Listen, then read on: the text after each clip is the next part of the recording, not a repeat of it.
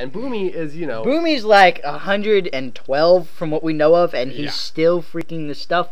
So he probably has another 100 years. Well, I don't know. I would say another 50 years. Meaning 50 to 100. I mean... 50 to 100 because, you know, he's the boss. Yeah, Kyoshi lived forever because... She's the Avatar. Okay, Firebenders live for a long time, not as long as Earthbenders. And then Earthbenders live for a long time. So, she's an Earthbender powered with Avatar stuff, meaning that she would live for a really long time. So Boomy will probably not live as long as she did, but they might show him die in the show, actually. That'd be neat. That'd be interesting. It sounds like that could happen. I had a dream that that Boomy got corrupted by Phyrexian oil and became a Phyrexian, and that's a magic thing, but it was a really bad dream.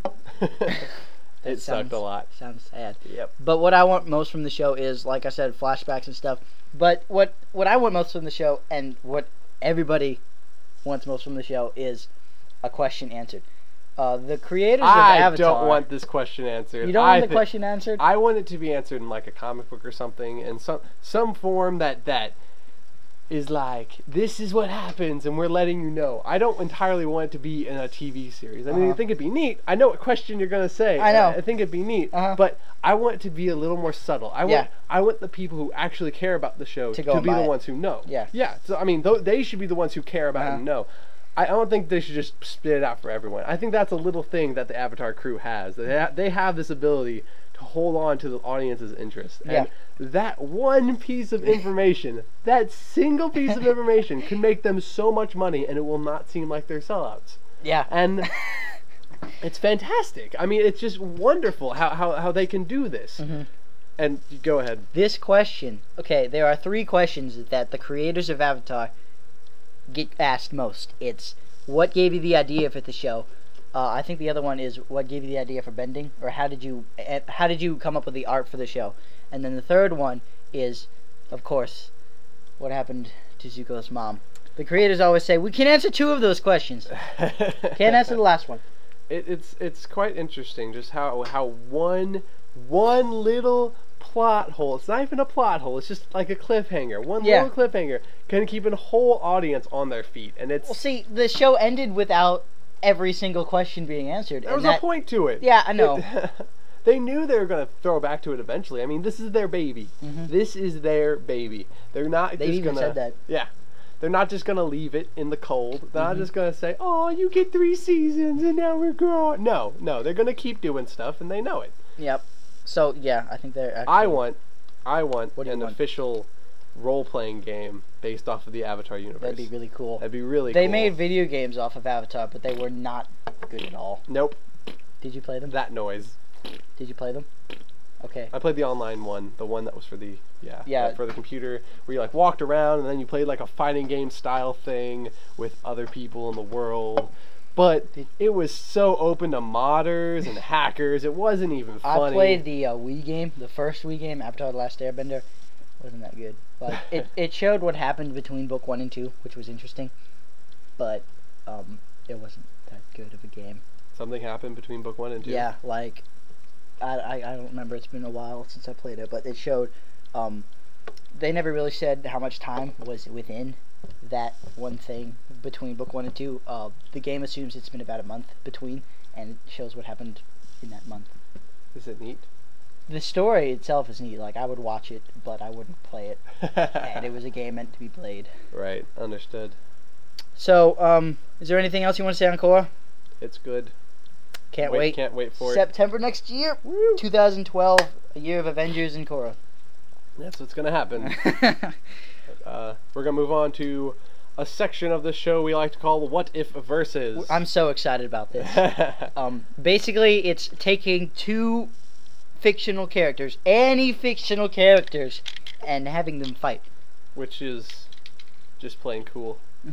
It's us nerding out about stuff we like. Stuff. Wait, whoa. Okay, we have notes in front of us. Did you really put that magic guy?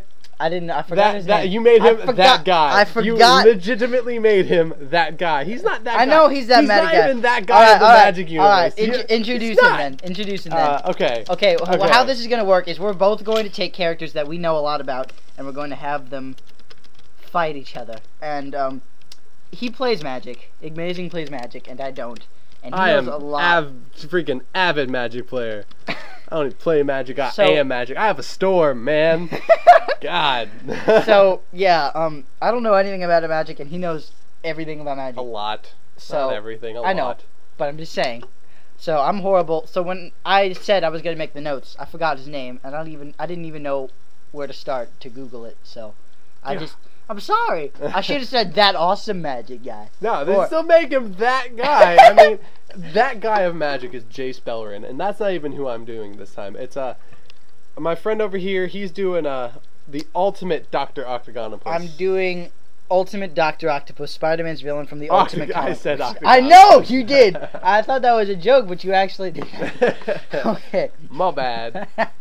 So, Dr. Octopus in the Ultimate Marvel Universe. Of course, I'm talking about the comic books.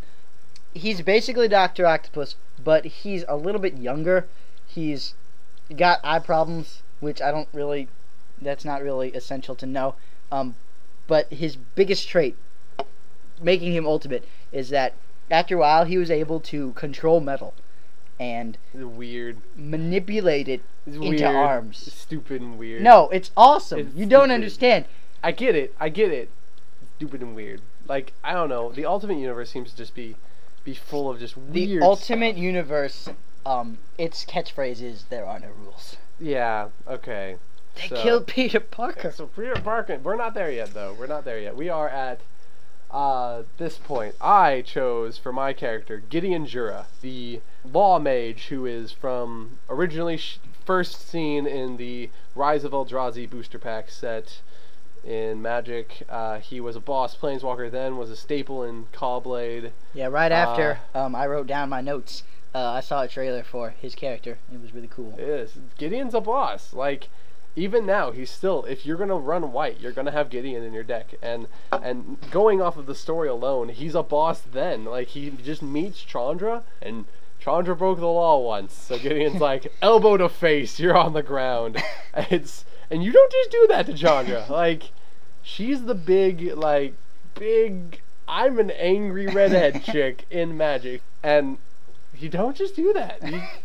But he did it. He did it. So let's get the fight started. What happens? Here's how we set the stage. Dr. Octopus has escaped from jail. He's just doing random stuff in his lab. And then Gideon Jura, who can walk between... He can walk between the worlds. See, that's the thing, a Magic thing. I'm going to go into a little bit Magic stuff. In the Magic universe, they live in this thing called the multiverse, which depending, I think is fantastic. Yeah, it's just great. I love that they can do that, because then you can do stuff like this. There are these little worlds they call planes. They're not really full worlds. Like, each one of them's in their own universe. Each plane is completely, well, not completely different, but each plane is different from one another in some great big aspect or another. There's one that's completely artificial. There's another one that a city encumbers the entire plane and is the biggest plane in existence. And it's just a city. All across, the entire universe is a city. Like, that sounds really... It's ridiculous. Where's the mall? Everywhere. So... Which one? I mean, come on. Magic's kind of hinting at that he came from this one called Bant, which is all justice, justice, justice, trees and blues and whites and justice. He is one of these multiple characters in the genre called a planeswalker that can walk between these planes. I can cut stuff. You can say things. I know. Just saying it'd be easier. Anyway. But Doc Ock would definitely be. It'd just be a Doc Ock's out of jail, oh my god. And he's working in a lab. Gideon comes from nowhere. Gideon would just show up. Yeah. Like, it would probably be he's working on something, interdimensional transport, or some crazy thing like that, and opens up a circle to the multiverse, and Gideon goes to check it out. Yeah. That's the most likely thing that would happen. To get these guys to fight. Gideon comes in and says, what? And then, much to Doc Ock's surprise, a battle would start because Gideon just seems like that kind of guy. He wouldn't just say, I'm gonna punch you in the face. He'd probably kind of just say, have at ye, what's going down, yo. Who are you? And he'd be, I am Gideon. The moment Doc Ock tried to contain him. The moment Doc Ock Doc Ock would be all like, you are a very interesting specimen. I would like to contain you for further experiments. Gideon would say, nope. And battle would ensue. So let's do this. Doc Ock would definitely be the first one to start. So he'd be all like, "I'm gonna grab you." He would contain him. This would not work. Gideon has these magical, like, ropes that can slice. Dice. Yeah, they're metal. You're gonna get punched in the face later, but he also has a shield. He has a shield too. Okay. That's also metal. He's also wearing metal armor. Yeah, I know. Crap. Yeah. So he's gonna. Okay. So Doc Ock's gonna try to contain him, and then he's gonna start to make a move. But Doc Ock's like, nope. Takes the swords because that's the smartest thing to do, and then he would form them. They're not swords. Yeah, they're stringy things, but they're made of metal. He would form them into arms, strap them to his back, and be all like, "Come at me, bro." How? But they're not big either. They're not. It's not like. Then he would take his armor too. Yep. So they have naked Gideon. Okay. Naked Gideon, Doc Ock arms. Okay. Gideon because Nick Fury would have burned Doc Ock's arms if Doc Ock was in prison. Nick Fury does that. So Doc Ock right now has no arms, but now he has arms again. Right. Because Gideon. But why wouldn't he just take the metal off his computers? Because he cares about his computers. Yeah. That's going to be how Gideon does anything. He doesn't care about your computers. So what does Gideon do next? Well, you're in a city, right? Yeah. Well, we're in a dark lab. Well, lab, yes, but you're generally in a city. Yeah. What mana would be in a city? If it's Manhattan, crap. Very little white mana. So Gideon's gonna have a hard problem here, actually. A very hard time. Like, this is not Gideon's place. Yep. At all. So he can planeswalk, right?